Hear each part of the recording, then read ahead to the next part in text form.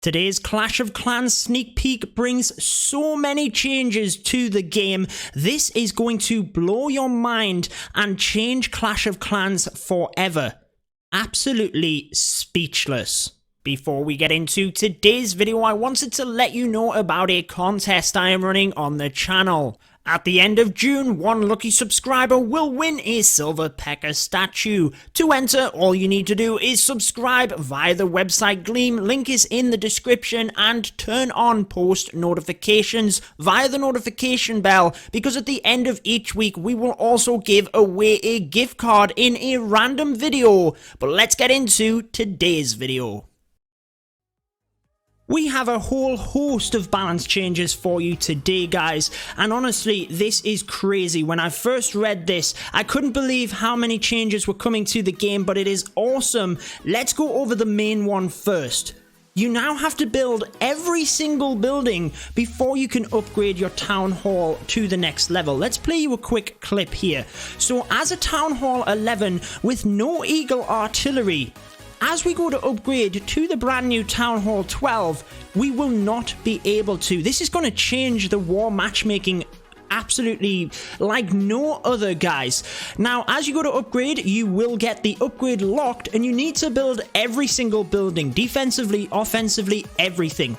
Now, when I first read about this, I thought to myself, what happens with the people that have already rushed, that are already Town Hall 11, they don't have Infernos or Eagle Artillery, anything like that? What happens to them, guys? Do they have to have a Town Hall 11 Inferno tower? So I went to SUPERCELL with this and I asked them, what happens to the current people that are rushed? And they did confirm back to me that there is no enforcement at this stage. However, if they wanted to go to Town Hall 12, they would have to then build all of the previous buildings, Inferno towers, Eagle Artillery, everything. So nothing happens to the people that are rushed currently, but if you want to go to Town Hall 12, and remember, the Clash of Clans team did say there was more coming out this year, then you would not be able to. Make sure to let me know what you think down in the comments, and leave a like if you're hyped about this update and the changes. That is just the first thing, guys, and for me that was the biggest change. However, there is a document on the Clash of Clans website, a blog post. I link it in the description if you want to look at everything in specific, but we're going to flash up a couple of the main things for me, guys, and let's start out with changes to a number of the spells. Now this is, well, first of all, there's the lightning spell, which has a huge change in damage. It's going to be much more effective. I personally don't use the lightning spell very much, but there is a huge change to the freeze spell. Now, since the Inferno Tower change, it certainly has gone down in the amount that people use it. It will now only cost you one spell capacity, so it's not going to be a dark spell, but it is only going to be one spell capacity. That means at Town Hall 8 you could donate your clanmates a freeze spell. How amazing is that, guys? Absolutely great for me, because the freeze spell hasn't been used a lot. It is obviously not going to be as effective as it was, since it only costs one spell, so the actual amount of time it freezes buildings for, etc., will be reduced, but a good change in my eyes. Another one is the clone spell. Again, not something that I use a lot of. It will now only cost 3 spell capacity instead of 4. It just means it slots into your army composition a little bit better. Maybe you don't need to use a dark spell. You can actually slot it into that odd number a little bit easier than when it was 4, and you had to basically give away 2 regular spells. So changes to the freeze and clone spells, let me know what you think down in the comments. Good changes for me there, and there are a ton of other balance changes as well. Let's kind of go down them a little bit. Again, I'll link the document if you want to look at it in more detail, but I'm going to basically bring up the ones that I think are the key things within changes here. The first one, the wall rings. When they were introduced, they were quite confusing. SUPERCELL are making this a lot simpler. They're not going to cost as much, and also they correspond with the amount of golden elixir it costs in order to upgrade a piece of wall. So if a wall costs 1 million elixir or 1 million gold, it will take 1 wall ring, etc., etc. And they're also changing the amount that it costs to upgrade the walls, to the point where at Town Hall 10 and 11 it actually costs 1 million less. Just means it's not as much of a grind to go through, guys. Good change in my eyes, and as well in terms of the resources, the gold and elixir storages will be increased at Town Hall 12 so that you can hold a capacity of 12 million of each, as well as the dark elixir as well. Now I have to say, guys, on the developer build here, any numbers that you see are subject to change because the update isn't live yet. SUPERCELL are still balancing things, so any numbers you see here might change within the live version.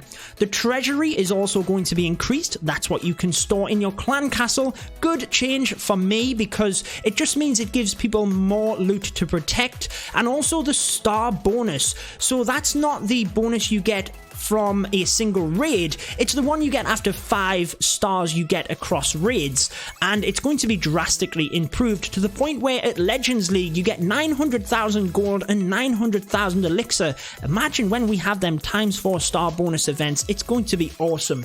Now another good one for me is that war loot is going to be increased. Now I feel this will help the casual player a lot. If you lose a war, it can be very demoralizing to have put so much dark elixir into an army and not necessarily get that back if you lose the war because you didn't really get too much loot. They've increased that massively, guys, and I think that's a positive step. For me, I'm not really bothered about what war loot I spend. War is war for me. However, I think this will help the community a lot across levels, so a positive change for me. Moving down things, we have discussed the town hall. Again, you need every single building similar to the builder base. Let me know in the comments what you think. That is going to change war matchmaking drastically, especially if your town hall 12s upgrade. You can now just dip onto them town hall 11s if need be, because if they want to go to town hall 12, well, they got to build all them buildings, I'm afraid. So brilliant stuff for me. There are troop changes and defensive changes as well. We're going to fly through a couple of them here. Again, if you want to look at the specifics, the blog post will be linked. Archer Tower will be decreased at levels 12 through 14. The damage it does will be decreased slightly. The Inferno Tower will be increased in damage at single and multi. It's not really going to affect the single too much because it has that charged ability when it kind of beams up over. That's not going to change in time, but the base damage of the Inferno does. So in turn, that kind of buffs the multi more than the single, but it's buffed for them both at level 4 and 5. Bomb Tower is getting slightly increased as well at levels 5 through 6. However, a big change is the Eagle Artillery. No longer does it do 3 times damage onto a golem. Now that's massive because previously we would use, for example, a P.E.K.K.A. in order to tank that Eagle Artillery because golems just got fried previously. So again, you can use that golem now and not worry about it getting wrecked by the Eagle Artillery. Again, any numbers you see here are subject to change, guys, so just remember that. Let's get into some of the troops then. I've kind of flagged a couple up here, but there are others as well, like I said. So the first one, the healer, is getting reduced slightly at level 4 and 5. So them Queen Charges and Queen Walks are going to be decreased slightly. Not going to be a massive change, but we'll just have to see how it affects the meta. However, for me, the next one is massive, guys. The Miners. Movement speed has been almost doubled.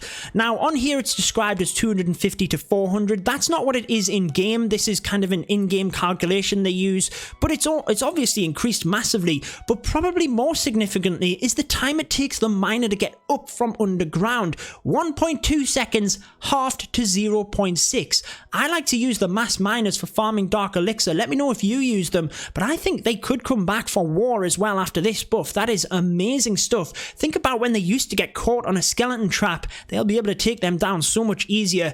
Giants are being increased slightly as well at levels 7 and 8. The Bowler, not surprisingly, no one's seen this one coming, guys. DPS is being reduced at levels 1 through 3, and the P.E.K.K.A., we did mention how we used it to tank the Eagle Artillery, but I don't think many people actually use the P.E.K.K.A. too much. That is going to be increased as well in its HP, making it a bit more usable. There's also the Dragon is going to be increased in HP as well. I love the Dragon personally, and also amazingly the Witch as well at levels 1 through 3 will be getting a HP and DPS increase. However, at level 3, the number of skeletons it spawns will go from 5 to 4, so a little bit of a change there, nothing massive, but, you know, plenty of changes. I mean, I don't think many people could have guessed there were going to be that many balance changes. Let me know what you think. There are a few changes to the builder base as well. 20 more wall pieces at Builder Hall 8, and the Super Pekka's damage it does on death is to be decreased across all levels. So that is all of the changes, massive for me. Let me know what you think about that town hall change. All of the buildings need to be built.